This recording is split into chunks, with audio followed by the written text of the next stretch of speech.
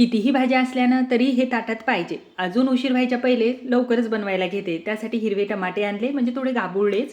छान असे कट करून घ्यायचे धुवून. त्यानंतर हिरव्या मिरच्या घेतल्या. जास्त तिखट नाही, याचं प्रमाण कमी जास्त करू शकता.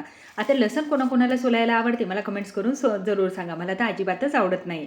पॅन घेतला, पॅनमध्ये थोडंसं तेल टाकून घेतलं. त्यामध्ये हिरवी मिरची, शेंगदाणे, एक गाठी लसण, 2 टमाटे छान असे परतून घ्यायचे. आता थोडंसं परतल्यानंतर त्यामध्ये चवीनुसार मीठ टाकून घेतलं, जिरं टाकलं, छान असं मिक्स केलं आणि झाकण ठेवून 5 मिनटं बारीक गॅसवर होऊ द्यायचं. 5 मिनटं किंवा त्याच्यापेक्षाही कमी वेळ लागेल. आता इथपर्यंत झालं. छान असं मस्त खमंग असं परतल्या गेलं. त्यामध्ये कोथिंबीर टाकली तोडून आणि आता हे वाटण्यासाठी खलबत्ता घेतलेला आहे. मिक्सरमध्ये अजिबात वाटू नका, खलबत्त्यामध्ये वाटा.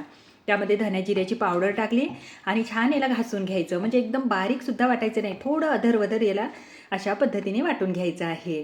चव मसाला तर एक नंबर लागते. त्यावर तडका द्या, नाही दिला तरीही चालेल, आपल्या इच्छेनुसार. आता छान असं मिक्स करायचं. आता भातासोबत, पोळीसोबत, भाकरीसोबत, कशाही सोबत हा टमाट्याचा ठेचा खा. चवीला अप्रतिम असं लागते. ताटात कितीही भाज्या जरी असल्या ना तरी हा सगळ्यांना प्रचंड असा आवडते. पण माझी बनवायची पद्धत तुम्हाला आवडते की नाही कमेंट्स करून जरूर सांगा.